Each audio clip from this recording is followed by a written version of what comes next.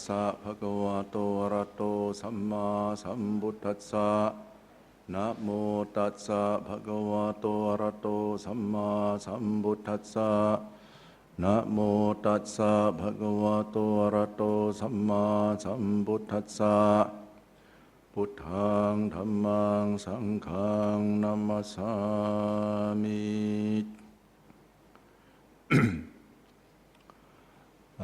Tonight I would like to give you some knowledge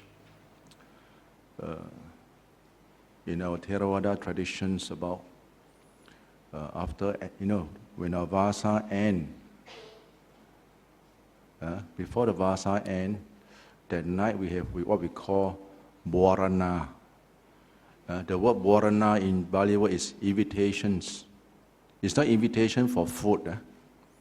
It's a kind of inviting because the members of the Sangha have been staying together for the whole 3 months together. So of course we are human beings, and at times members of the Sangha, junior or senior, they spotted certain wrongdoings of certain members of the Sangha. And it's on the day of the Borana, they give the opportunity for the senior monk to tell, to remind or to reprimand. Of course, with this kind intention that, hey, look here, so and so, you got this problem, you got this shortcoming, you should correct yourself. And this is the way of clearings, misunderstanding, clearings, all kinds of doubts when members of the Sangha living together harmoniously in a monastery. Not all senior monks are right all the time. Sometimes they also did something wrong, said something wrong, or behave not according with the Dhamma Vinaya. And the younger monk who spotted, likewise they were, when come to their turns, we will be given turn by turn. Start from the Abbot or the most senior monk, not Abbot. He will invite members of the Sangha,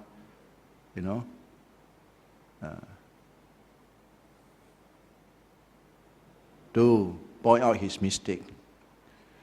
And normally when people are very courteous, they will say that they will keep quiet and they will say Sadhu Bhante, that's all. Normally it's like that. They end the thing so fast. But that shouldn't be the case. Normally we will voice up, So in this way, this is the way of living harmoniously, so that this monk, when he left this place of residence, he knew his shortcoming, because most of the place he go, everybody will say, very good, very good, very good. So when he come to certain place, where the senior monk or the monk, they are more on the bola, hey, why you do this thing? Hey, cannot this, cannot that. And that make those people who always do things in their own accord feel very uncomfortable. And that at the same time is to point out their mistake, and we change, we behave, we fortify ourselves, okay, I amend my mistake, and life move on. And this is a very good practice. And then the next day, right, Borana for the Vassa. The next day, we call it the Devo Days. Why we call it the Devo's Day? Like this morning, right, in Palelai or most of the temple in Thailand, you will witness that the monk will walk down from the pagoda, Jetiya, or from the mountain top, they'll walk downward. And you see lay people lining up both sides of the staircase to give food to the monk. So, a lot of people don't understand Devo Day. Anyone understand what is called Devo Day? No? Okay? So the Devo Day derived from when? During the Buddha's time. You see, when the Buddha was enlightened, he spent 3 months up in the heavens, in Tawatingsa heaven, to preach Dhamma to his mother, who was a Deva up there. So, for the 3 months, only Maha Moggallana, see, these right and left hand men of the Buddha. So Maha Moggallana, who possessed supernatural power, he can fly. So he take a flight up there. He visited the Buddha, and the Buddha tell him that, okay, I'm coming down on the day after the Vassa. That means Ophansa that day, right? And after the news was heard, King Saka Maharaja, the great king, when he knew that the Buddha is coming down, going back to the earth. So what he do? He created, using his, supernatural power, he's created this staircase made of crystal to let the Buddha descend from the heaven. And for himself and his retinue of Deva, he created the staircase made of gold. And on the left flank, he created a staircase made of silver. And who used this staircase?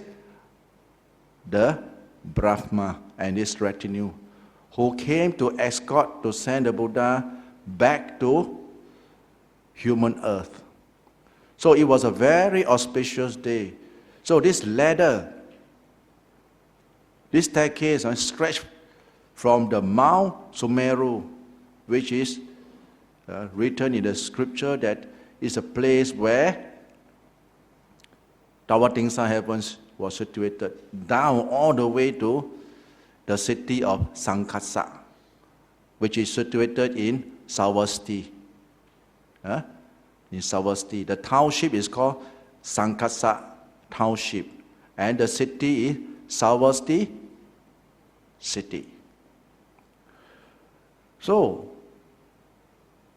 everybody was very happy, our Buddha is coming down after 3 months of retreat, giving talks to the Devas, Tawatingsa, Rams in the heavens, preaching Abhidhamma. Abhidhamma, just for information.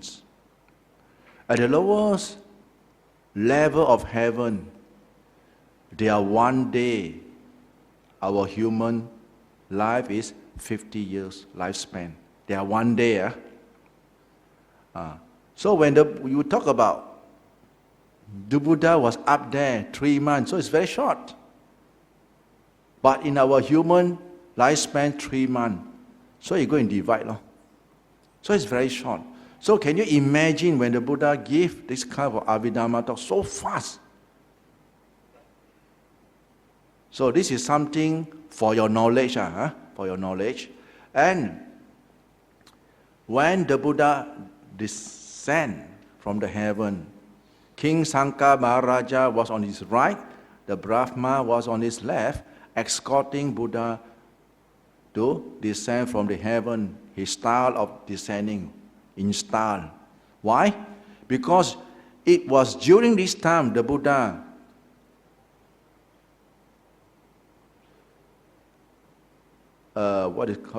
the Buddha emit the ray of the 6 color of ray of rainbow from his body. So beautiful. And he calmed down, right? in the township of Sankasa. And it was during this time, the three realms open up. That means the heaven, the realm of the heaven, the human realm, and the hell realm open up. That's to say, the heaven can see human beings and hell beings. And then human beings can see with their own naked eye Deva beings and beings in the hell. And likewise, hell beings can see human beings and heavenly beings. So that was the only one time only the Buddha opened up these three worlds. You see?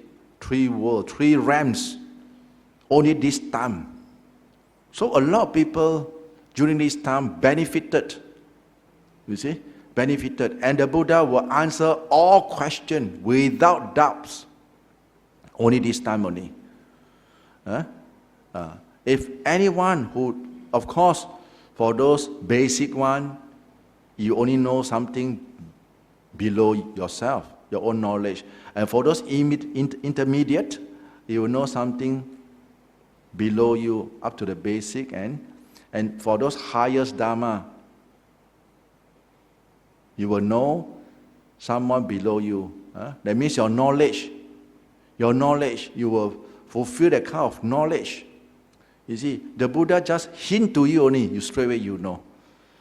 It was during this time, like Sariputta.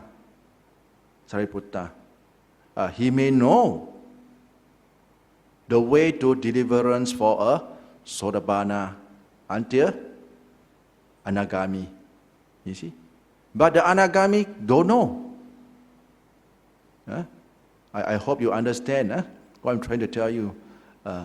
And likewise, it was during this time, right, that a lot of people, they benefited from what they saw, and the Buddha preaches, the Dhamma to benefit a lot of beings. A lot of people came to give dana. You see?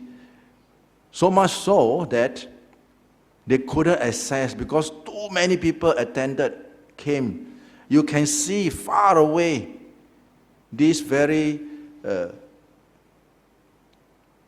majestic, this kind of scenery from far. The Buddha coming down from the heavens, escorted by Deva and the Brahma. So a lot of people were getting very excited because never in their life they see this kind of miracle happening. So everybody rush, without appointment. They go. So they cannot get close to the monk to give dana. So what they do? They use their rice and then they make into dumpling. That's why you can see, not our Chinese dumpling, the Thai dumpling, right? Made into dumpling, and they cannot give to the monk. So what they do? They throw. They throw to let the monk hopefully drop into their bowl. So this is one of the practice which has been laid down, followed until today in our Buddhist practice, right? So a lot of people and that place Sankasa, this place where the Buddha descend from the heaven of Tawatingsa, they erect a pagoda, and they name the pagoda Achala Jedi. Achala means the teachers. Achala Jedi. So to remember that their teacher come down from the heaven of Tawatingsa. So this kind of Buddhist practice, this kind of Buddhist phenomena, which is very well remembered and practiced in most of the Buddhist country, especially Theravada traditions, right? Like we are here in Palelai, we can still witness this thing, but a lot of people don't know. They only know Devo Day. Where's Devo Day? Don't know. We only know Devo Day. The monk walk from the staircase, come down. No.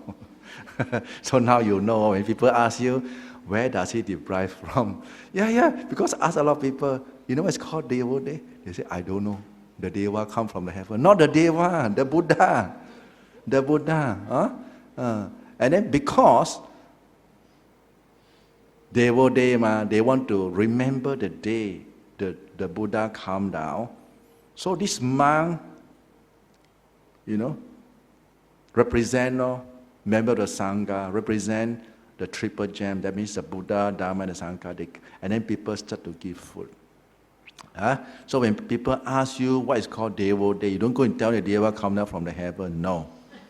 Okay? It's because this day is the day where the Buddha come down from Tawatingsa heavens after preaching Abhidhamma for 3 months to his mother. This mother that gave birth to our Lord Buddha, and she passed away. But when she was a Deva up in Tawatingsa, she was a man Deva, a male Deva, for information.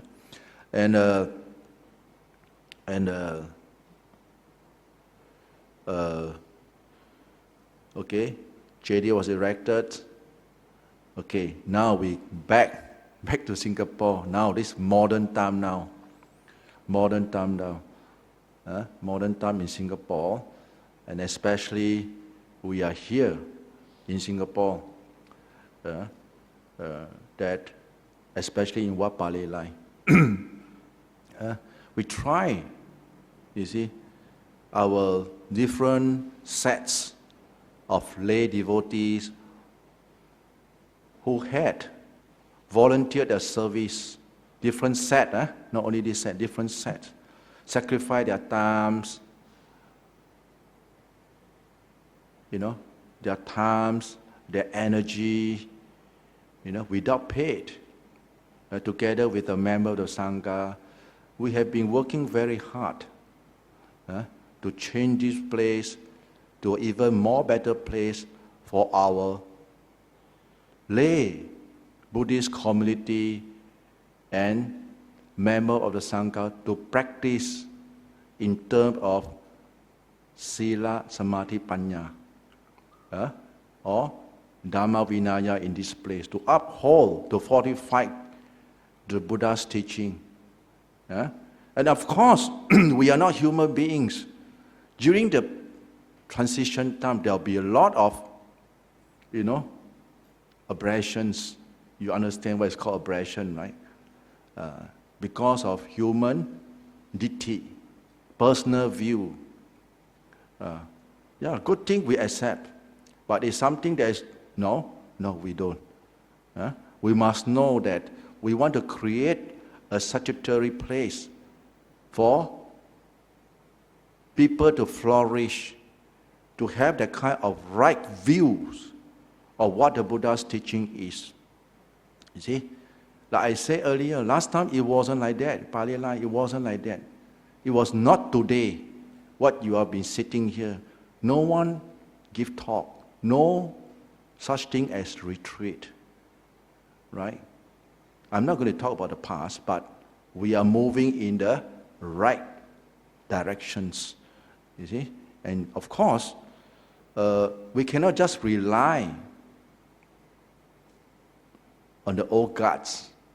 We need new people to come in, to support, to put in, to sacrifice their times, to have the interest, to have the heart, to help to uphold this place. You cannot say that, I want to use the place, but I'm not going to do anything. No. You need someone to man it. It's just like your car. It's just like our Singapore MRT or any kind of your equipment, you got to have someone to sacrifice their time to mend it. You got to have the right person, who want to sacrifice. You see? So we don't be so selfish. You see? Some people, they're like that, I don't want to get involved. I just want to practice. So, well, you have the choice. But if I ask you one thing, if there's no one who willing to sacrifice, then who sacrifice? Yeah? We got to work as a team. The Buddha say, the religions were only prosperous and increase to benefit more people. It depends on the 4 groups of people. That means lay people, man and lady, monks, samanera, right? We don't have bhikkhuni in the Theravada traditions, and you must make it very clear. It's not that we look down on lady or no. If you were to tune back to the sutta or to the traditions, it is a lost tradition. No more. That's why we got to uphold. You see, you can't let a group of blinded, intentionally liar to say that it's a supposition sangha. We can just create. Hey, knowingly, this is a deliberate lie. How can we deliberately lie? We cannot let this thing happen. If Buddha say, if a person can deliberately lie, there's no evil thing that he or she won't do, right? Not to say the teaching of relinquishing our greed, hatred, and delusions. That's why we have Sila, Samadhi, Panya. Sila is your what? Your behavior. Samadhi is what? Concentration practice. Panya is the wisdom. How to have wisdom if your mind is always being a hypocrite mind, who knowingly that this is wrong. This is wrong, it's not right. And you make believe, try to hypnotize yourself, say, never mind, we have support, we have people to support. There's always karma, remember. Who asked you don't born during the Buddha's time? Right? You should tell yourself, okay, I want to make a vow, I want to born during the Buddha's time so I can become bhikkhuni. Now, you look at this present situation in Southeast Asia. Now, we have all these places. Who is depriving you from not practicing? Who is stopping you from sitting in meditation, doing your walking meditations? Who is stopping you from observing your 8 precepts? No one. It's the practice. It's the practice. It's your actions that counts. It's very important because a lot of people, they have been brainwashed by some very good speaker, and wrong become right. It's okay. It's okay. Well, it's okay also. There is hell. If you think that it's okay to go down to hell, bye-bye. No one is stopping you. But I'm telling you that there is no more. But people are fighting, They try to use it as human right. Hey, this is Buddha's teachings. Buddha's teaching is talking about relinquishing your mana, your self-identity, your titi, your views. We talk about right. Don't we have share our food in Palelai? Or the monk, after eating the food, they tapao, go bring back to their kuti? No, right? We put in our butt and that's it. Finish ready, sometimes too much, take away. Right? Who is stopping you from going up to the meditation rooms? Nobody. You see, we even install aircon now. Last time we don't have. Everything is improving. It's just that our own mental state doesn't improve. It's the people you mix around, people you associate. That's why in the Buddha's teaching in the Mangala Sutta, you associate with the wise, distance yourself from the fools. And who are the fools? Well, after saying all these things, you should know better. You must be able to differentiate between what is right and what is wrong. You cannot deny it. And let me tell you, a lot of people, they came to me, why lady cannot ordain? I said, can. Who said cannot? Bhikkhu ni? No lah, Mei Chi lo. Then they said, Mei Chi must work. Of course must work lah, then who work? What, Mei Chi tired lah, cannot work ah? We also work, no, bang. You see, we all sweep the floor now. We wash toilet, you think what? We hide in our room, meditate whole day. You see, these people, they got a kind of wrong ideas about their identity, that they cannot do anything. When they are ordained, they must be like something very special. They cannot do anything. So when I ask them, do you eat or not? Do you shit or not? Huh? Did you wash your clothes? You say, yes. So what's wrong with walking? Huh? Isn't true that the Buddha said that you should do all this manual thing? You got to, you got to bring your practice, the satipatthana in your daily life, right? How can you be meditating the whole day and I'm not going to do anything, I'm going to stay in my jhana? Who shit? Who wash the toilet? I wash for you. I mop the floor. You sleep your room full of dust, your blanket stink, your bed sheet stink because of saliva. You doesn't notice all over the thing, and then you just say, meditate only, everything don't care. Wrong view already. You see, we must be able to practice even when you are moving.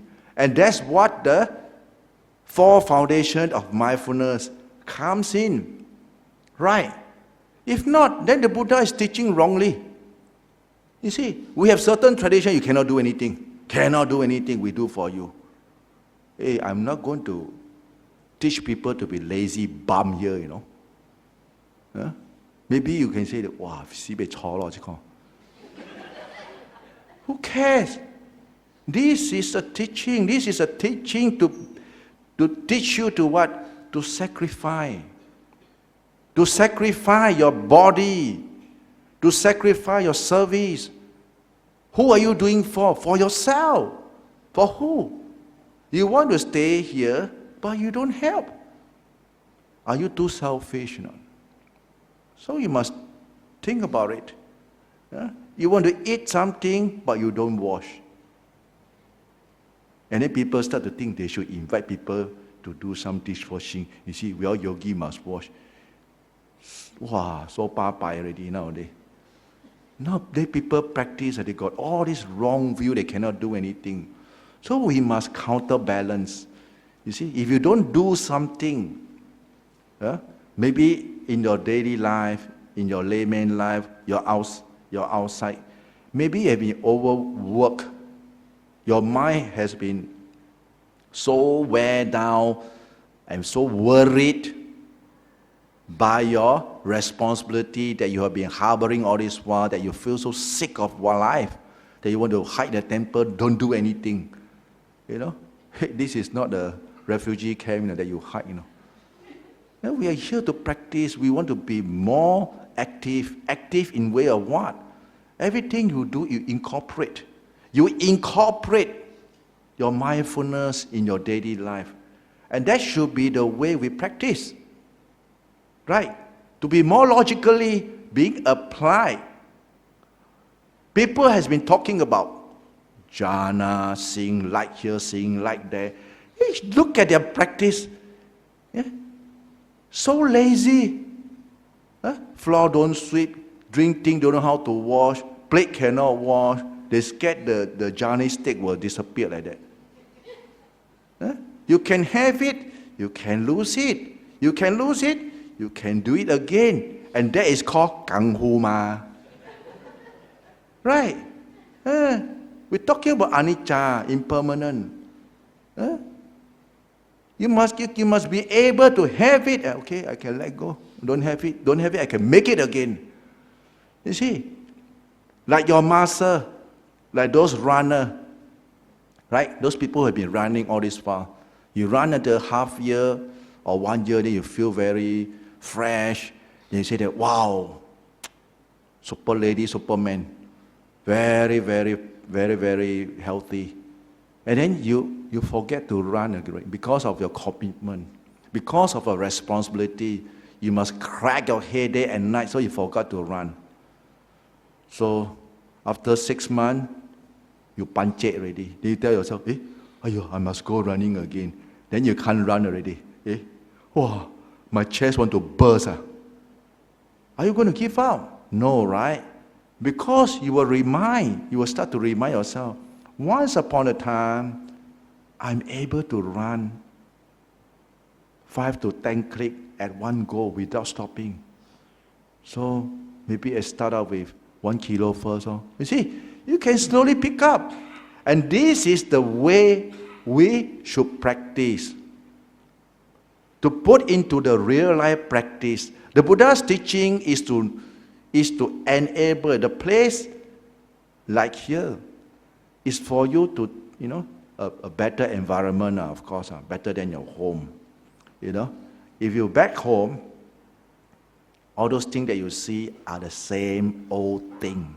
And those memories gonna brush through your mind is the same old memories. Your hubby, your son, the same old story gonna repeat. You know what they're gonna say. Right? So you need to change your place. When you change a place, environmental change, your mind also change. So you see, when we talk about satipatthana, we talk about body. Body, we have what? Eye contact. You have bodily contact, ear contact, nose contact. And this contact change. Your feeling also change. Your feeling change. Better like we can go to the forest or, a very secluded place which is very quiet. It changes you. That's why people say, maybe you can go into the seaside, go up to Bukit Timah here, go to a garden. You feel more happier because why? It really affects you. You see, when you talk about satipatthana interactions on our practice, back home maybe if cannot. Because my neighborhood, whole night play mahjong. My next door, boom, boom, boom, boom, boom. Next door, crying. Wow, going crazy. How? Okay, go temple. You see?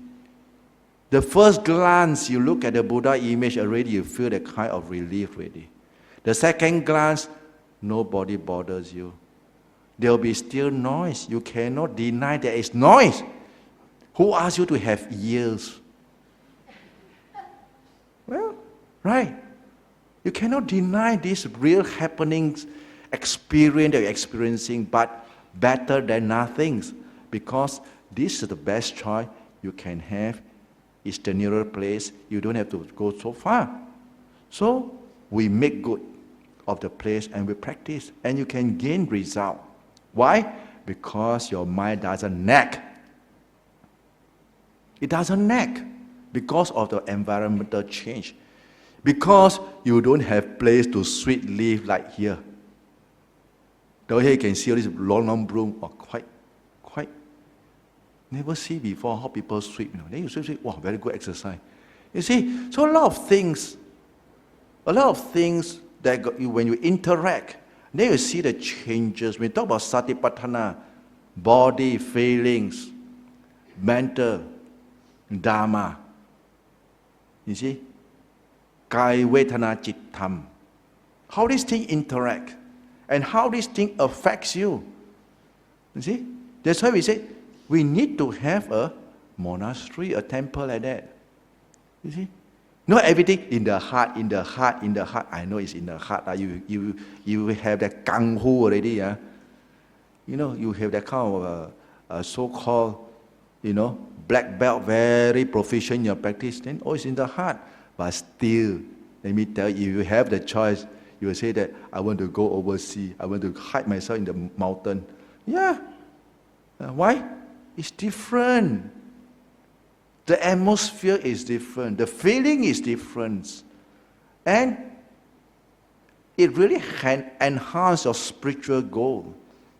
Being surrounded by a group of, same frequency type of people who in line with the practice, talking the same language, the nice atmosphere, the kind of vibrations around there, it creates the kind of eagerness in your practice. And this is very important for mental development, for your spiritual goal.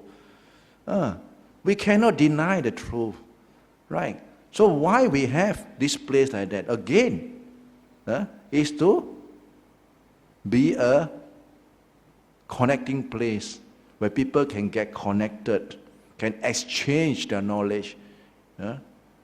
In the Buddhist context, in the Theravada context, never hear say, you hear say. Never know, tonight, I know, Deva day, not the Deva come down, the Buddha come down. Not the monk come down from the JD or from the mountain, or the Buddha come down. You see, so these are the things we will try our best to disseminate, to share. We call Dhamma sharing, knowledge sharing. It's not that we are better, but we are more experienced. We are more longer in the monkhood, you see. And we know how to screen people, what is right, what is wrong, what is relevant, what is not Dhamma, what is Dhamma, what should be done, what shouldn't be done.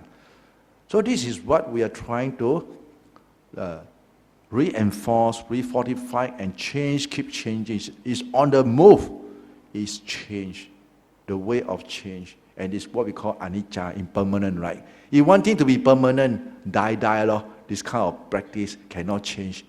Then, I think you are very stubborn person. You don't want to change. Certain people, they are very stubborn. But if you are a person who seeks for improvement, we always like to hear.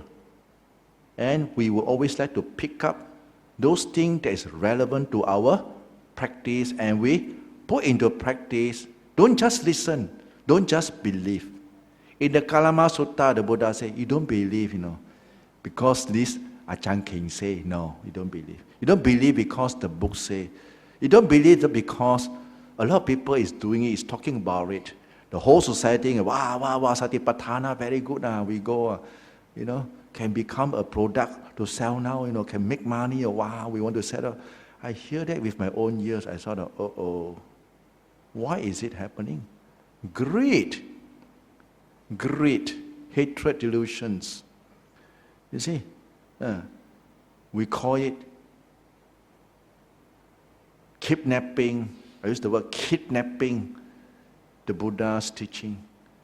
And then they rewrap it to sell it as a product.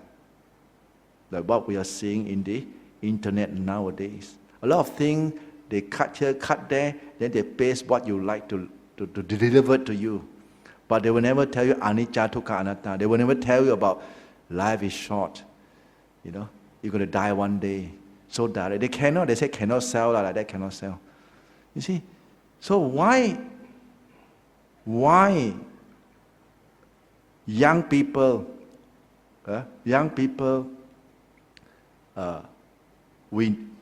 they find that Buddhism is something, like I ever heard before, they say everything suffering. You see, people just deliver the thing incorrectly. They never hear the full phrase. You see, where people coming here to challenge us that, we are teaching the wrong thing. How can we every time talk about suffering? When they talk about happiness, there are ways to happiness. You see, it's just that these people doesn't understand. Happiness comes from within. You see, when the Buddha talk about happiness, there's two kinds of happiness you can have in your life. First thing is the happiness when you have material gains. And I'm very confident that 95% in Singapore that stay in Singapore have already attained this kind of happiness. Of course, you don't expect Rolls Royce, 5-star dinner, Rolex watches, 6-figure salary. We don't expect that. We talk about basic need. Do we have it? Of course we have it. You see, we have it. A lot of people have it. Majority have it. You see? And let me tell you, your whole life you spend your time using this very, very capable mental energy of yours, what we call mind. Thinking. You earn a lot of money and it's going nowhere. At the end of the day, you can't bring along. You see, you can't bring along. You can't bring your house along. You can't bring your shares along. You can't bring your cars, your relationships. You see, your relative, whatever external about you can't bring along. You got to leave behind in this world, right? And for my son, your son will be the same like you. Your son to the son, die. You see, and it's quite sickening when you think about the whole thing. Well, what is kind of human relief? You see, is there a better relief for all this mental suffering, this mental so-called stress? Yeah, mental happiness. What you want in life, peace and happiness. How? You can't. You can have material thing in one hand, and when you have it, simultaneously we launch to look for happiness of your mind. You see, you look at your breath now when you're sitting in meditations. You look at your breath. Does your breath that you're breathing now got a rich breath or poor breath? There's no supposition to the breath. The supposition comes from your identifying externally. You identify. Because most of the time, you have been dwelling on your thoughts moment. Most of the time, you get yourself engrossed in this thought. And you get yourself happy when good thoughts, very satisfying when you're fulfilling something. You get sad when you can't do it. You feel, you see? And how this is going to impact on you? Your whole life, we have been dealing with this kind of thing mentally. And this thing is keep going round and round and round and round, no stopping. But if you were to spend some time with your breath, just be mindful of your breath. You see? Then you will meet up with something very, very everlasting that you won't regret in your life. And that is the calmness of your mind, which you don't need anything external of you. Why? We don't have to buy, right, your breath. There's no rich breath, there's no poor breath, there's no jobless breath or fulfilling job breath. There's no. It's your mind that is creating all this chaotic moment for you to suffer. That's why the Buddha said, Nati Santi Paramang Sukhang. The highest happiness is this calm state of mind.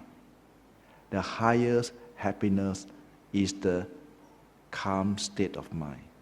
You cannot deny. You see? Why we are so engrossed with external things of us? Because we never hear say. Because we don't see. the most or the more refined thing in our life, and that is our breath. And that is the calm state of the mind. You never experience it if you don't meditate. Why the Buddha asks you to focus on the breath? Because your breath doesn't go anywhere. There's no future breath or past breath. The breath is forever. When you're alive, 24 hours, 60 minutes, an hour, 60 seconds, 1 minute. In, out, in, out, in, out. It's there all the while. But why are you being so mentally disturbed? It is because your mind is untrained. You suppose yourself to be. You make believe that this thing external of you is forever mine. My son, my daughter, my inspiration, my this and my that. And you start to make believe, you start to get attached. When you attach, you have that sense of becoming. And you start to manifest. And you start to feel satisfied and dissatisfied. You start to being bluffed into the story making of your own mind state. The whole content inside your mind is a bluff. No lah, Ajahn, cannot be lah. Because your mind is still grubbing. But when you calm the mind into appana samadhi, let me tell you, yeah, you are right, Ajahn Keng. You are very right. Our crazy mind. Crazy mind. But what to do? We are human beings, right? How to make good. That's why the Buddha formulated Sila, Samadhi, Panya. Sila is what? Your behavior. Please control your behavior.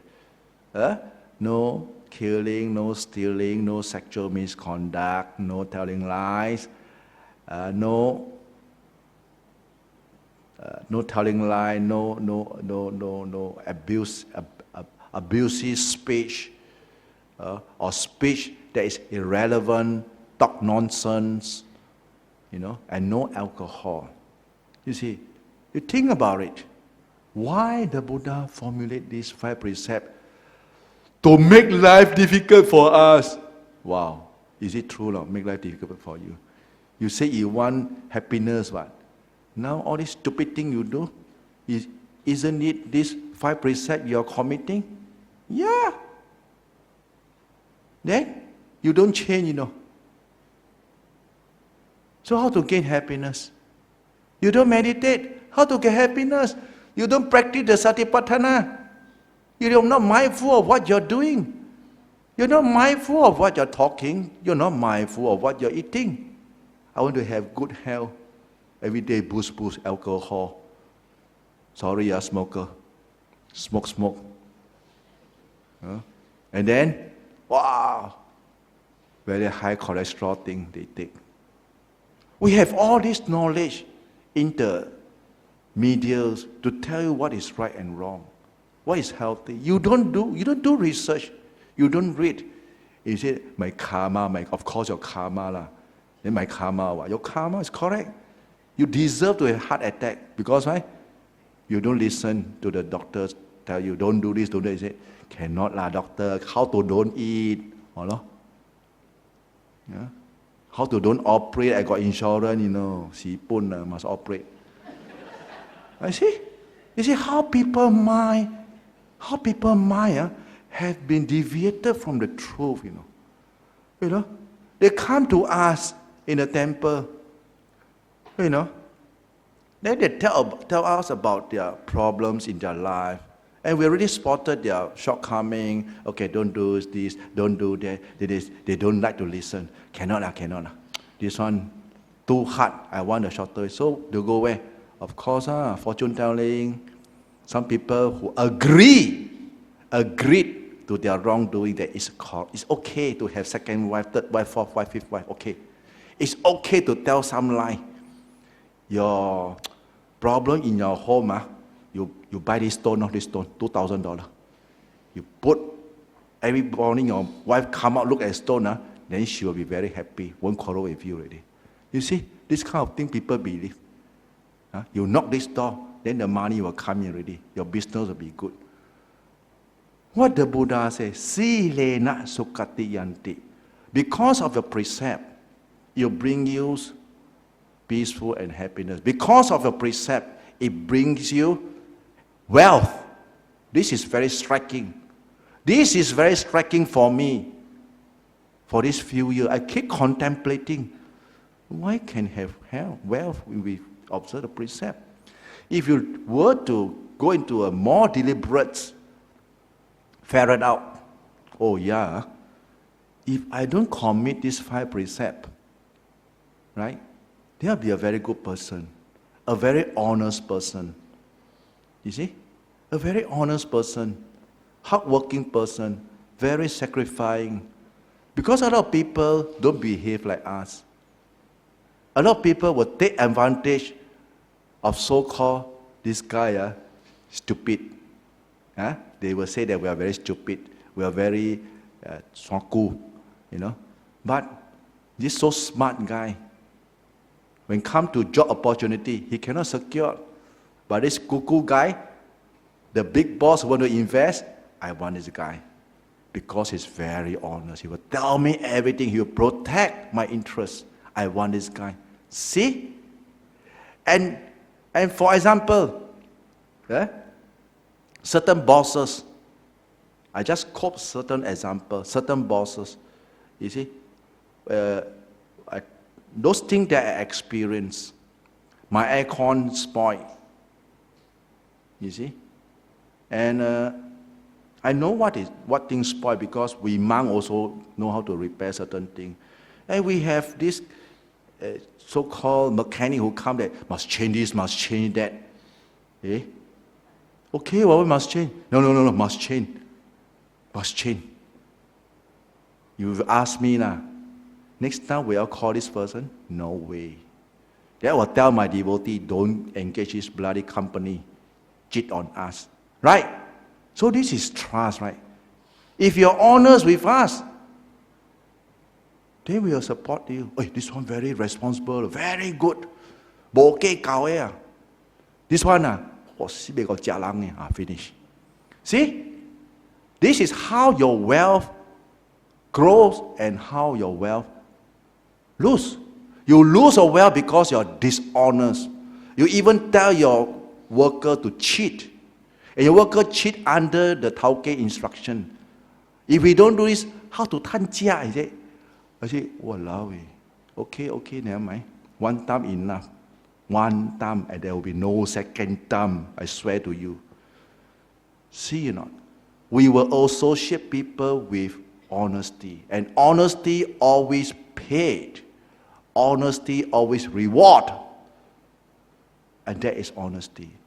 Don't try to be better using your defilement and to say that you're smarter, you can outsmart that guy, you can outwit that guy. Let me tell you, the minute they find out, that's the end of the trust. No more. And that is why this so-called Tauke, if anyone who are committing this kind of problem, you jolly well change. If not, you go to dooms. When they say doom, it's not bluff doom, it's a real doom, Because it becomes a character, it becomes a habit. And you're going to teach your children to be a liar. Is this what you want? You see? Father see, son see, father, son do lo. Daughter see, mother, daughter do lo. This is Singlish, okay? This is real thing, what? What is there to be shy of? Right?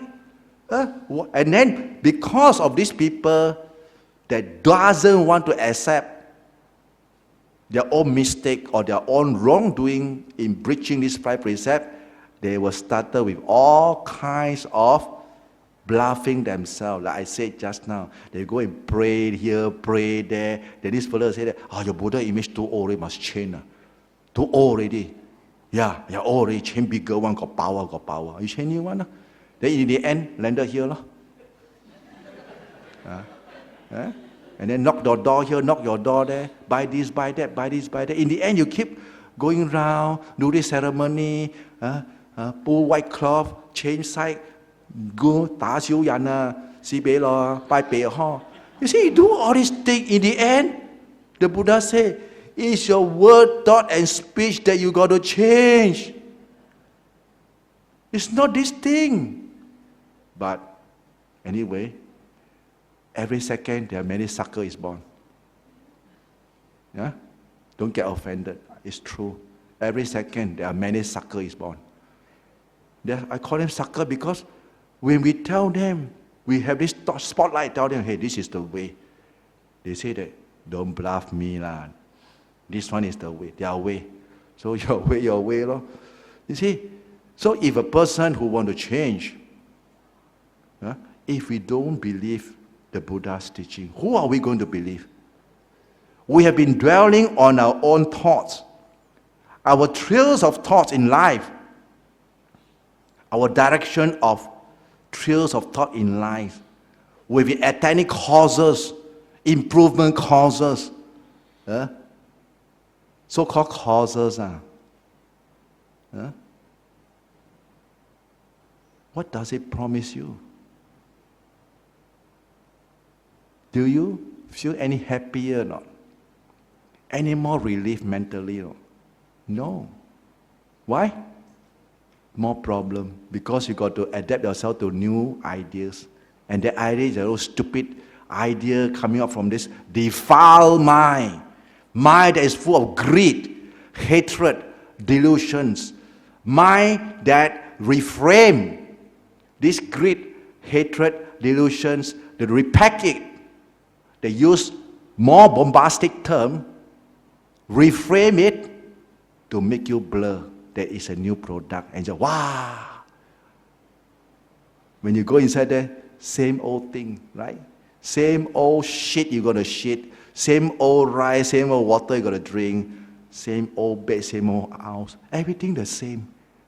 We are only getting very, very engrossed with new terminology, new knowledge.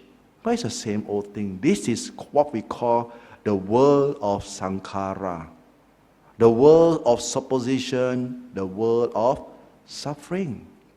And we are the victim of our own doing it because of our what? Our birth. Because you are born, you can never be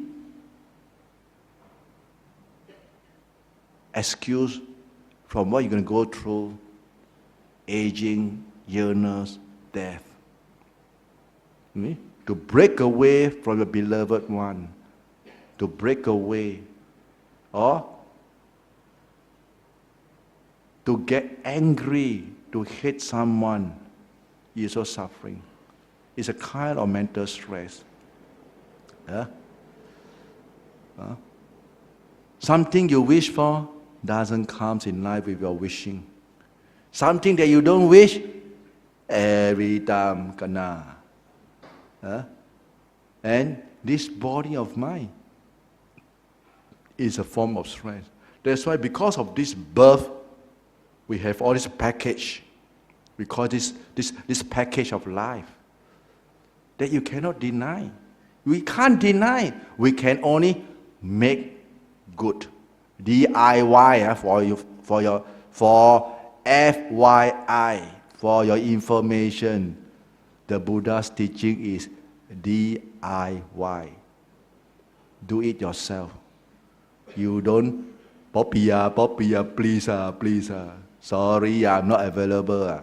If the Buddha can talk, if Buddha can do for you, do for us long time ago, right? If the God can do for you, the God will do for you long time ago. Whatever God you want to pray, same thing. It's you that going to be responsible for your own word, thought, and actions. So whatever you do, good or evil, you are the owner, right? And that ends with my talk tonight. Sadhu.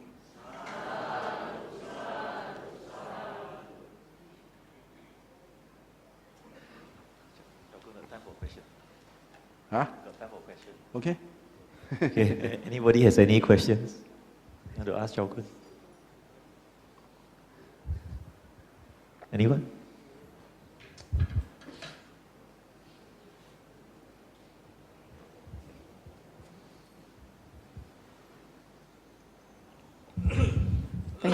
Thank you, Ajahn Keng.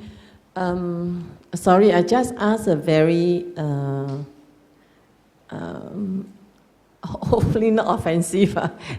Go ahead and ask. I find that every temple has a rule and regulation of each disciple standard. So sometimes, when we run a lot of temples, so sometimes we may accidentally doing something, then somebody will shout at you. So I just find that should all temple, all devotees should have trained very well-versed, some manner, and politeness first thing first, patience, this is basic kindness to me, I think. Because I don't volunteer long time to the temple, but I will do it as and when I can. So I realized this is whoever want to be volunteer for a temple should have good understanding of a lot these basic precept, 5 or 8, 5 precept and respect. Is this in Dhamma teaching? Monday I've been listening to your YouTube and your Dhamma. A lot of things is come from our, like you say, great hatred, jealous, and so on. Some people jealous, great for power, great for authority, but they fail to see this is a temple, this is not their home. We should have respect like Ajahn Keng yourself. To me, I just find that if today Ajahn Keng, you are Buddha, we have to respect you. Not, sorry, just like all the devotees come to temples, you have the understanding of the temple. And I find that a lot of devotees like to come in, but they don't have this preset law. So in your opinion, I'm not sure, is this a good suggestion? Like all the volunteer or devotee like to be volunteers should have very good understanding of all these precepts. Thank you. Okay, to answer your question, no 5 fingers is equal. You see, different people come from different backgrounds. Different kind of people, some people they come to a temple, right? For example, I don't expect everybody to come, meditate. Let me tell you, I started with going around, where got heng one. Very honest of me. And topic kong tiok ban yi piao, wow, chong lock 2 o'clock, 3 o'clock, come behind here lah. Last time got topic kong. Yeah, we come here lock. Scared of ghosts, but want to kena 40, must come now 4-5 person, take a taxi, drop halfway, go lah, wow, damn eerie. Scared outside, wow, right also shivering, lock. So, this is a way of transitions for people. Not all people, when we talk about karma, you grow slowly, from one step, like climbing up the staircase, same thing. You see, certain people, they got to go through this kind of more rugged way of maturing spiritually. They got to start from the scratch. 4D lah, barang-barang lah, takut lah. I got box and box of amulet, Kongkapanchatri lah, the knife cannot poke you lah, the bomb cannot bomb you, this and that. We have been crazy all this thing for many years. But we never think in Singapore, who's going to kill you? But have box, you can ask my brother. See, he asked, hey, what to do with all this? I said, never mind, when we are now up in the JD already. What to do? Because during that time, young people, there are many young people who come to Palelai, and I say, boy, you have so many male organs around here. Palakit. He said, lang yen ma, I said, how much? 400 sing, one wooden thing like that, I don't know whether Stephen is here or not. Last time, 12 years old, he was here. So I look at him and say, hey, Stephen, how much you buy this thing? 400. He got say P. I say, wow, 400. What quite order KGA? How balance. So, you see? So what to do? And then afterward, Kuman Tong lah, this oil, that oil lah. I said, who give it to you? That monk, no? He said, you put here already, ladies, he will like you. So I said, come here, Stephen. Then slowly we got to brainwash him. But when it's not time, you say, your forest monk never play these things, so you don't got power one. Okay, power. I say, power is the mind. But you cannot talk to him about Dhamma, right, during that time. Slowly we influence him. There are times that he's down, he lose money, come to the temple. I say, hey, you want to wash away your sui or not? Yeah, how? Go and wash toilet. I tell you, a lot of people volunteer to wash toilet. Because why? We tell them, sui on. I tell you, the whole Palelai, every floor, all the toilet very clean. Because why? People want to wash away the sui on. Yes. So, to me, I say, yeah. Did I bluff him? No, what? We call it skillful way for them to do dana in terms of bodily actions. We're not bluffing them, but we slowly coaching them to come in, to sacrifice their time to wash toilet. At first he thought, I said, yeah, you also urine time got like that. Oh yeah, and then you wash. And then sometimes I mop the floor, sweep the floor. You see, slowly he get close to us. Then when we see that time is right, we will tell him what is the right thing to do for him or for her. We cannot just, hey, you meditate. You can't see. Cannot. Certain people, they come to the temple, they are not ready yet. They only come for what? They say, okay, let them go. They want to play masa, let them play first. At least they come to the temple, no. They don't go to the gambling den, no. Right? Or go to drink alcohol. Let them come. Okay. Some people become, so long, they don't create havoc. I use the word. They don't create this harmony in the temple. We allow them. You see? But all these people that we give them chance to grow. You see?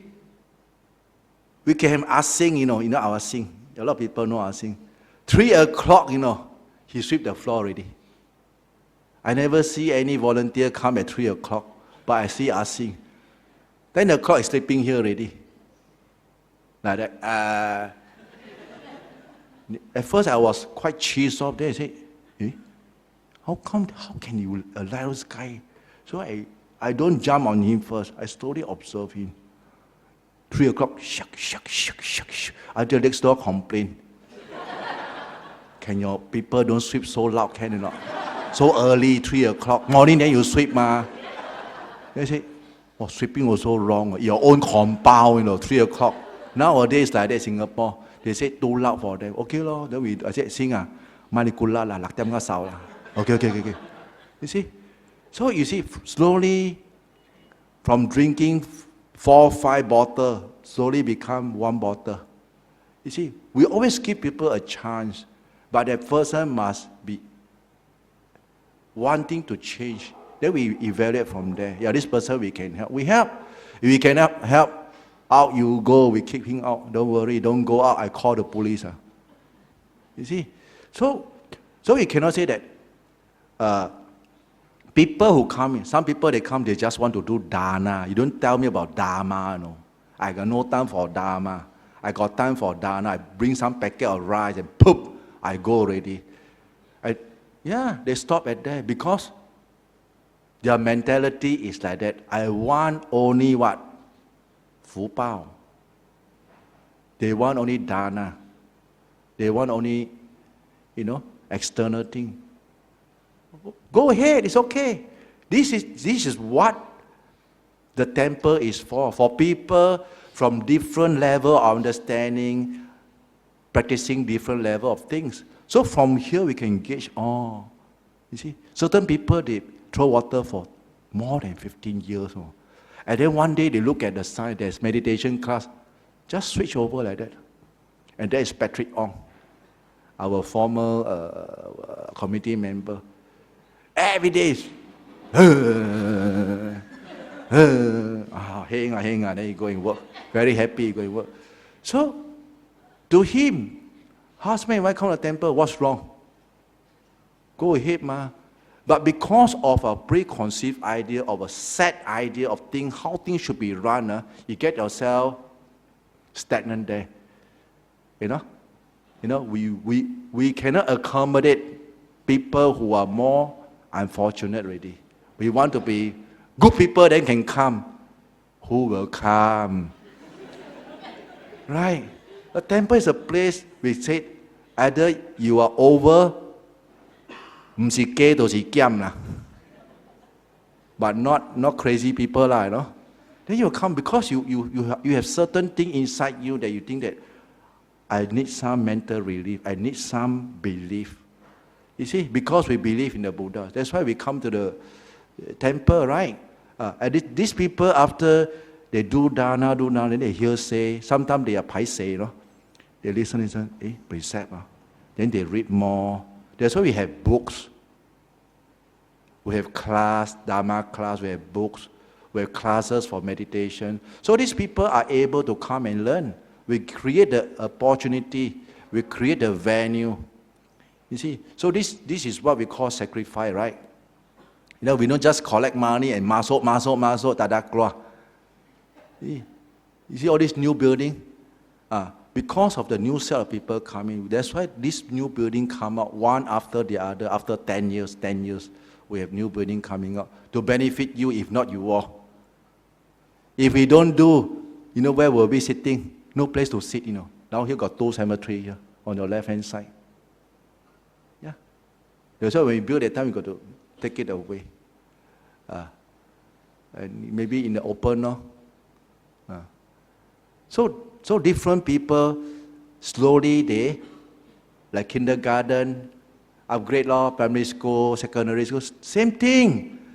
In the course of a transition, your training, it's the same thing. You cannot jump the gun. Religion thing is not something that overnight you understand. No, sometimes it takes years. Some people, they practice until they die also, they cannot learn.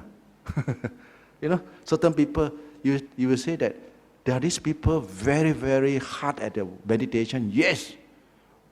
Day in, day out, they walk whole day, walk until the leg all crack here, crack there. Then I ask him, your mind ever calm down? Oh, never. Never. So you see that. But at the very least, I'm cultivating a good habit for myself.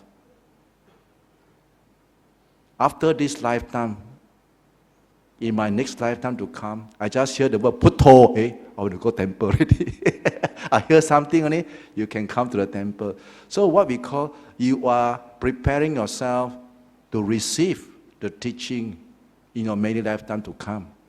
But if you don't want to upgrade yourself, you say that, I cannot change. So no one can help you. If you don't help yourself, who can help you? You see? So different people, you see.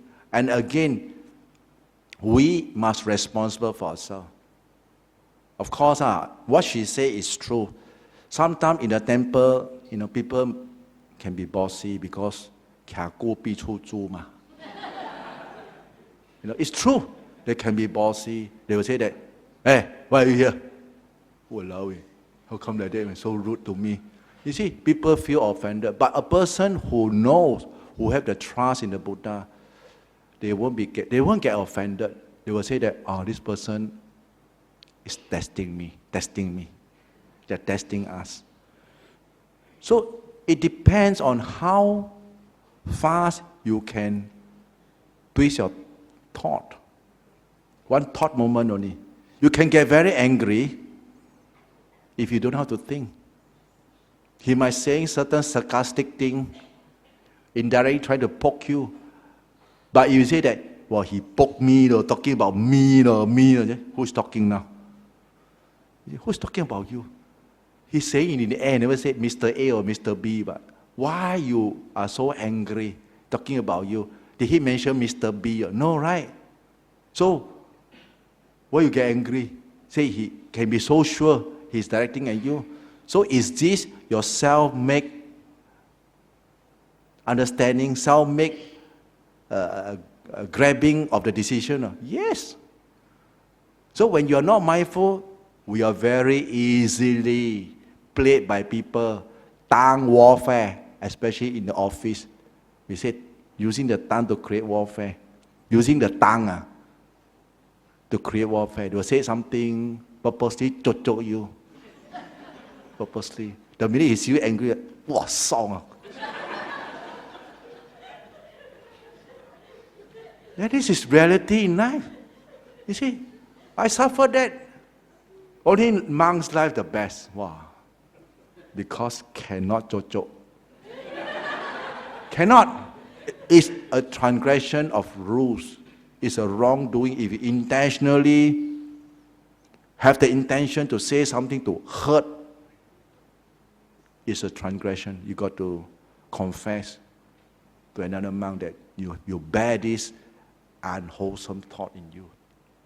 You see, back to your mind again. Back to your mind. But if you go to a temple and you still don't know how to handle, that means your footstep, we say kang hu, your mindfulness is not so strong yet. No? Your understanding, you might have should be this and should be that. Wrong already. Should not.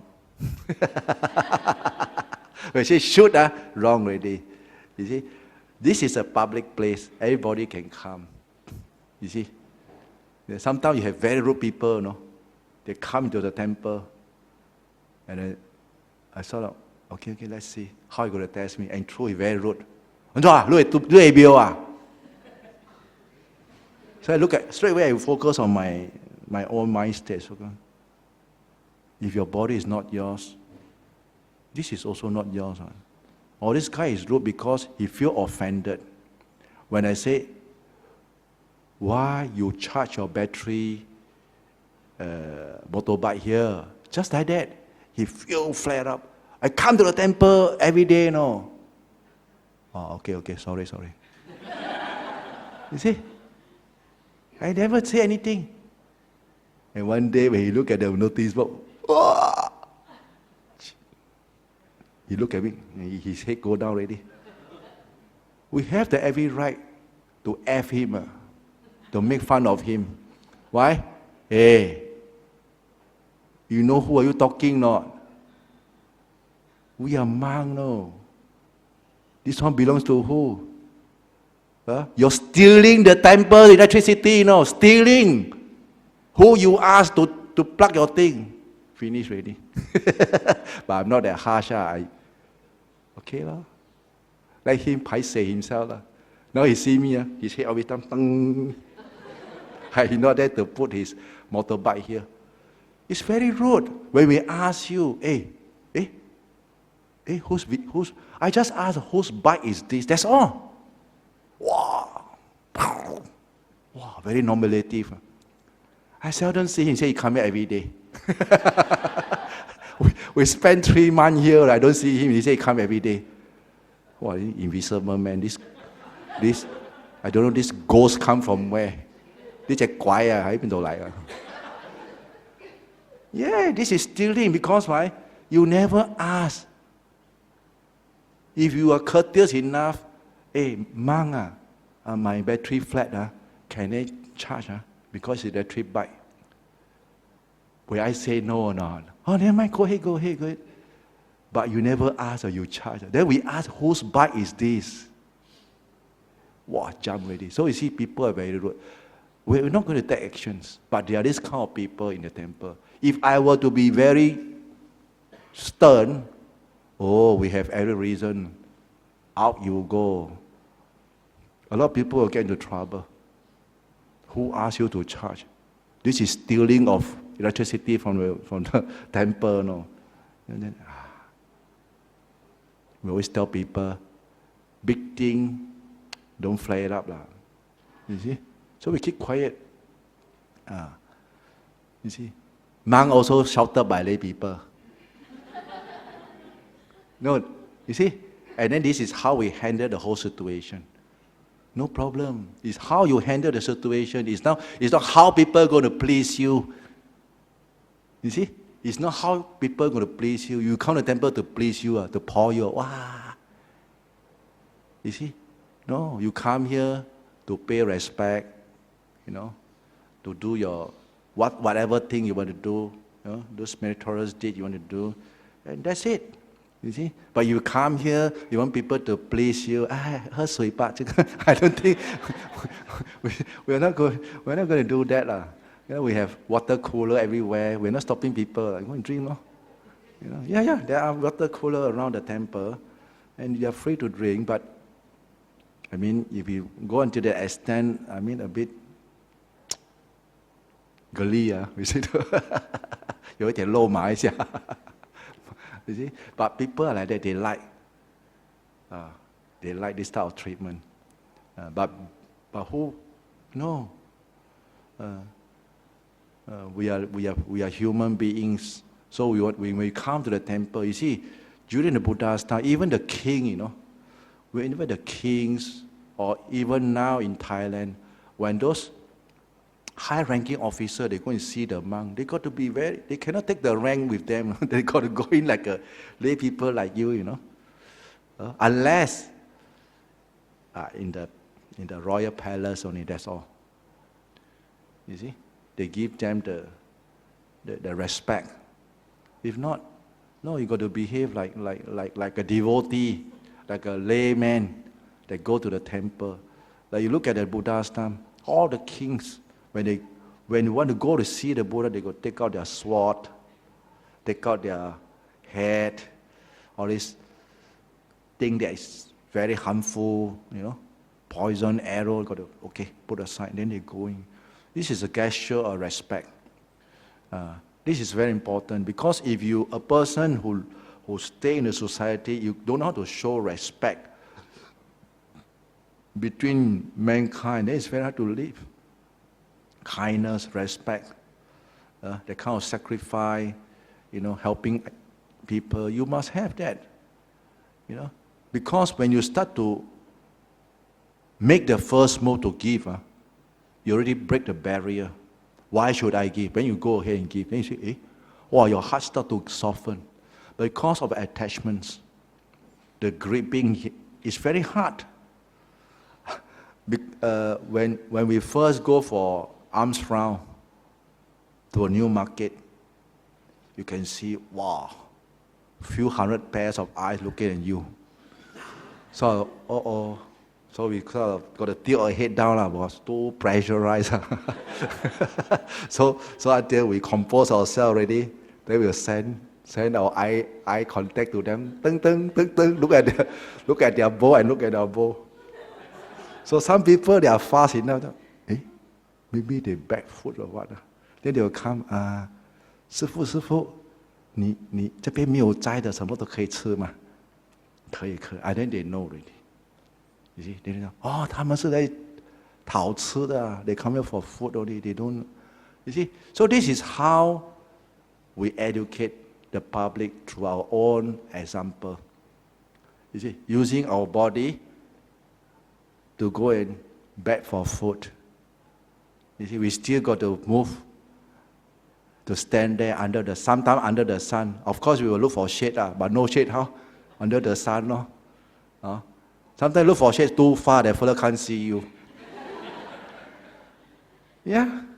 So you got to stand in front of the stores, people can see you, then they will come and offer you. But it takes a lot of courage, let me tell you. A lot of courage. Those times when we come, very malu. Even today, sometimes also malu. So many people look at you. I say don't malu. But you ask me, like that don't bindabat, stay in the temple can fit you what, you know. But you lose the purpose of the training. The purpose of bindiya pojanang disaya papaja. Monks, after your ordinations, you must fit your livelihood with arms round, going back for your food.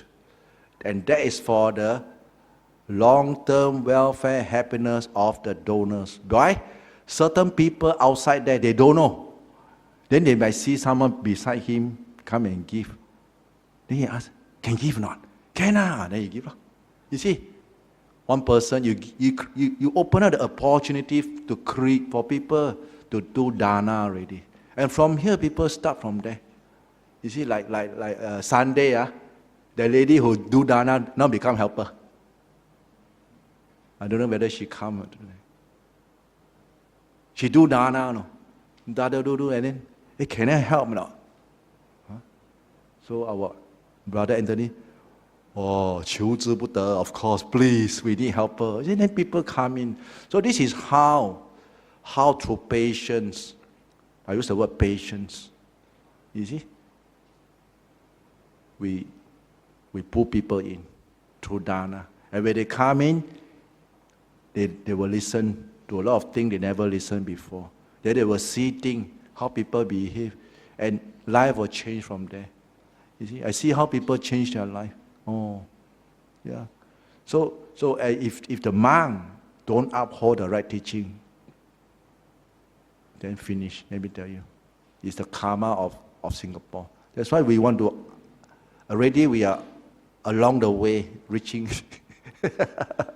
Going to make this place better. That's why we say we got to uphold, fortify anything wrong. No, change. Change for the better, not change for the worse. Change for the better. So people are very smart. They have brain. They can think.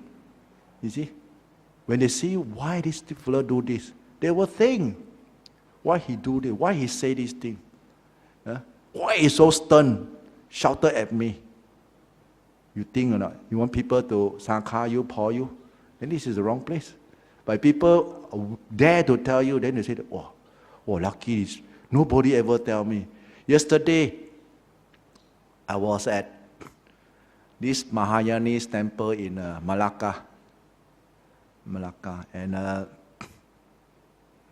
I asked this monk why he invite Theravada monk to go to his place instead of Mahayanese teaching, you know. He said that they can't. They don't find anyone straight enough. He used the word, I don't find anyone straight enough. Those straight ones also got no time, too far away. You see, everybody got their duty to discharge. And so I asked him, why? How you know me? You know, he went all the way to Penang, to invite. He said that he also listened to the talks in the YouTube and find that he would like his devotee to listen to this kind of talks in Mandarin because I give in English. So I got to repeat, a lot of things repeat in Mandarin. It's still English, the YouTube is English. So I got to go do it in Mandarin now because all are Amitabha gang. Yeah. A lot of Amitabha. So this is, for if you ask me, am I tired or not? I'm a human being, no. Tired. But is it worth it? Yes. This is what you are here for, right? You see? I'm sentenced to death at the age of 24. Now I'm 55. So I have extra 31 years. 31 years of doing good things. Why not? You see, if I die tomorrow, no regret. So this is the thing. That's why we try our best. Try our best. So of course, one party you cannot do anything. We need the monk's role. We need the lay people's role to to support each other, then this thing can move. If not, we can't move. Huh?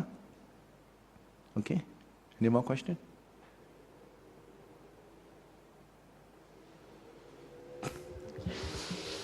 Thank you, Ajahn. I'm mindful that it's a bit late now. My question is with regards to how I can help a friend. She is about 50 and actually she suffered from a stroke. So for 6 years, she is actually in a wheelchair, half left side paralyzed. She is so-called Buddhist in the sense that her husband and wife and mother would go to Guan Yin to pray for her first new moon, full moon. But she herself not mobile. I'm hoping to introduce her. I mean, she's also inclined to more Chinese, Mandarin. I tried to send her audio or YouTube, but I'm not sure if she's ready. I'm just seeking advice how to start the ball rolling to help her on her journey. Thank you. This is what we call caring now. Huh?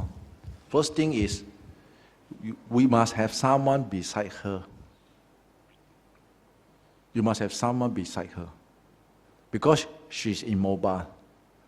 And I believe that someone beside her is a Filipino maid or... Huh? Or maybe she got very bad temper. Lor. Maid also tak boleh tahan. Yeah. I'm guessing because people when they're immobile, big check. They used to do things, they can be, and then outside they can't do. So it's normal that they get frustrated. They can't do. So when the more they get frustrated, they get angry, tempered, blown, shouted at people, throw this, throw that. And for this type of people, you must look at their weakness or what they like. What they like. You see? If you say that you don't know whether she see or don't see, you got to talk to her. Talk to her that, did she listen or not? And if she did listen, repeat, to boost her. One thing is to calm her down. Maybe if she's willing, do chanting. No, that's the only way. Do chanting or certain thing that can remind her. Because we don't see a person personally, so we can't tell how to, what's the approach like, what kind of directive must be put in her. You see, like for my mom, very easy. I just go back home and her sickness will be cured. Yeah, my mom. Every time sick, say, my brother, you better come back, mom is sick. So I go back there. Mom, I chant for you. And then she, after that, hold on. Because I'm her son. You see, mother's love. You see, when you go and visit your mom, they are very happy. So whoever mom is very old, remember, go back home and visit them. Even though you're 60 plus, she's 80 plus, go back. You see, they will be very happy. And so we know what is their weakness, what they want, and how to help them. You see, normally chanting will help. Chanting and reminder, always remind them.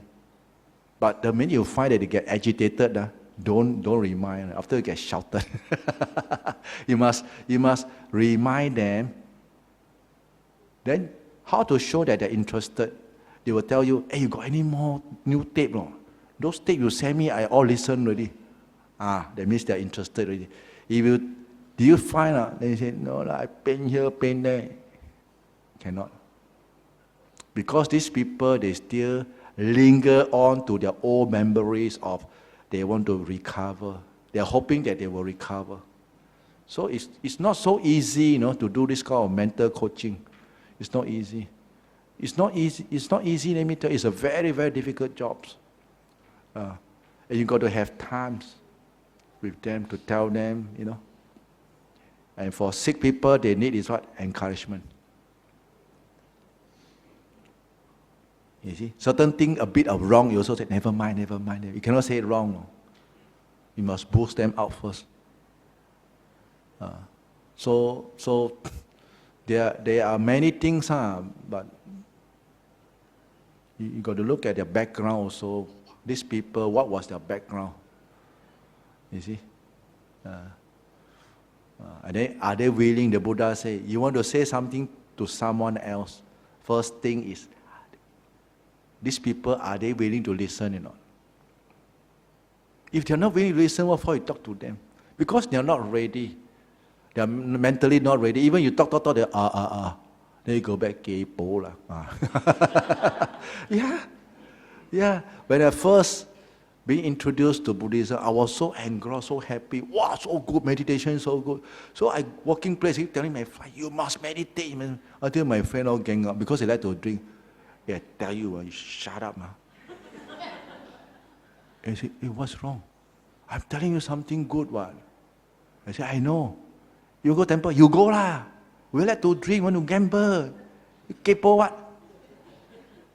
So I said, oh yeah. Then later I read this book, right time, right condition, right place. See, all the wrong thing I didn't apply. These 3 things I didn't apply. That's why I get this bazooka bomb, boom. I learned my lesson the hard way. Yeah. So sometimes you have good intentions, but you got to look at the other party. Are they ready to listen? If they're not ready, mind our business. I mean, we are not cruel. We know that they are suffering, but sometimes they enjoy suffering. Why I say enjoy? Because we know they are suffering, and they know they are suffering, but they don't want to find a way out of the suffering. They know sometimes, like you are meditating, wow, a lot of pressure, a lot of troubling thoughts. These uncontrollable thoughts zooming into your mind mentally, non-stop. Faster than M16. So how? Go back to your breath only. Go back to your breath. Because the breath is the best. When your mind, your mindfulness is belt, I use the word belt to your breath, then you have a sense of happiness arise in you. Then the mind will slowly, all this thought will slowly subside. Troubling thought will subside, and then the mind will come to full stop, no thoughts. Even there is thought, subsequently there is thought arising, but this thought got no influencing power over your mind already, because you have what we call that there's this mind wave, you have go into a stage, a second zone, right? You see?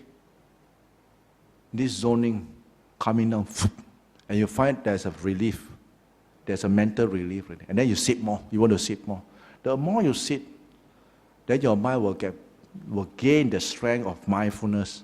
When the mindfulness strength get more and more powerful, then these troubling thoughts will slowly subside, gradually, and no thoughts. You see? This is where people are very attached to nowadays. They like to just zoom into this state, and they don't want to think. They just want to go here only. And then when they can't go to this state, they get very agitated. Right? How come don't have? How come don't have? How come don't have? How come can have whole day? Instead of staying mindfulness with your breath the whole day on this screen of the whole day, Wow. So attention all out there. So how to attain this peaceful state of mind? You must disengage. Don't say you cannot use, you can use. You got to say, okay, 1 hour check only one time, or 2 hours, or morning one time, evening one, afternoon one time, night one time. You got to have that discipline. You must have that kind of discipline. If you don't have discipline, very hard. Very hard. Because I have monks who talk to me, our mind are not troubled, but I say, very concentrated. I say, how? He showed me the handphone. I said, "Aiyo, handphone whole day concentrated, no? Concentrated on what? Games. Of course, concentrated in games. Shut off the game, see what happened. Oh, the mind cannot stay ready. You see, very easy. That's why we have people who can't stay in the temple. Why? Because at home, you can do anything what you want, ma. Want to makan, go to the fridge, this and mum that, right? Want to see anything on the radio, on the television, here's true. You don't know where you are doing. What the hell are you doing? You also don't know, no. 3 things, 1 shot, no. Music also go, television also go, computer also go. So troubled, your mind is so horrible, no. But you say that, so fulfilling. Right? A society that I read news. Crazy people talking. You should look at these crazy people talking. I keep commenting this thing, but sometimes I write on the. I might get a lot of bombing. I better don't write. So I delete the thing. But a lot of things is nonsense. Nonsense. But people doesn't know. The minute your mind, you sit and meditate, you're very calm. The minute you open your eye, what thing go out? Your mind go out through your eyes. You see the top moment. Boom, boom, boom, boom, boom, boom, boom, boom. Wanton mee la, char siu bao la, this and that la, go already. Then when you reach the wanton mee store, you look at bak kut teh la, this and this. You see how monkey your mind go. Then you say, I'm mindful. You're mindful. You're not mindful, you're crazy. Of course you're. So you see how this mind travel so fast. So fast. Okay, I say 1, 2, 3. You think of the thing that I tell you now. 1, 2, 3. Think of the thing your mother face now. You can see your mother face straight away. Don't have to close your eyes, also can see, right? My mother face I can see. See how your mind travel so fast. Just one, like electricity. Can you see electricity? Can you see the current? You can't see, right? Can you see the current? You can't see. But can you deny there's electricity current? You can't. But can you see wire? But you on, off. How come got light? So people who don't know, when they touch a contact point, they get electrocuted. They get electrocuted. And it can kill. Same thing, when your mind is not refined, you cannot see refined things. That's why meditation is to refine your mind into a calm state. Then you can see this refined state within you, within your mind. This troubling thought coming out. Yeah. That's why meditation is very, very essential for human existence. If you want a happy life, peaceful life, you must meditate. Because all these things external of you, one day you like it or don't like it, you can will it to someone else, you must leave behind. Even those people that you will also must leave behind. Nothing belongs to you. You got to leave behind everything. We are just a bus stop, transition point. This may be 85, 90 years, enough not? The day, the Singapore lifespan, how many years? 85. You see? 85. And people are worrying, do we have enough saving in 85? You see? They prolong your life. Then, because you need to spend what? You're not going to eat on the grass, right? You got to buy food. You got to pay your rent, pay your electricity bill. Then you start to worry, hey, can I have enough saving to sustain this period of time? You see, another mental pressure again. For those people who don't have, what they will think, oh yeah, I better don't reach 85. You calculate, I can only last 65, I better go at 65. Yeah. You see, so you see how this thing affect you, your own thoughts, generating this kind of mental pressure, mental troubling ourselves. All self-generated. But we never look at this thing. We always look at external thing. We only look at external. And then we work very hard to save, to reach 85. Then, damn, 55, you are gone. You see? So this is how human being, attachment to the body. That's why the Buddha said the most attached is our own body. You say you love your wife, love your girlfriend, not true. No, I don't believe. When he died or she died, don't bury it. Keep at home. 3 days, bloated that time, quickly burn. Don't put in what they call that, formalin. When they start to ooze out that time, all the maggot come out from the nose, from the eye, quickly take away. You see, husband disappeared, wife also disappeared. I love you. What happened now? See? See? That's why the Buddha said you cannot trust this type of thing. These are things that you can't trust. But as a human being, because there's greed, hatred, delusion, you cannot overcome. So you are bonded. Cannot be you are bonded. You are bonded. It's not you can know. You listen already, yeah, true. But go back home, cannot. I still love my wife. I still love my husband. You see? Because your mind haven't reached that level. Like I said just now, different people, they have different level of understanding. You see? When you reach that kind of understanding, you don't have to say, I let go. It let go by itself. When you are matured, it's just like durian tree. When the durian is ripe, you cannot say, hey, tie string, don't let it drop. The durian will still rot with your tying string. It's true, it doesn't drop, but you will rot up there. You will rot. You see, when the durian is ripe, you will just drop. And that is the truth of nature. Same thing with human life. You see, you practice under a certain level when you really know. Well, you say or don't say, doesn't matter. You got nothing to lose. But in the form of sharing, we share to encourage you all. No?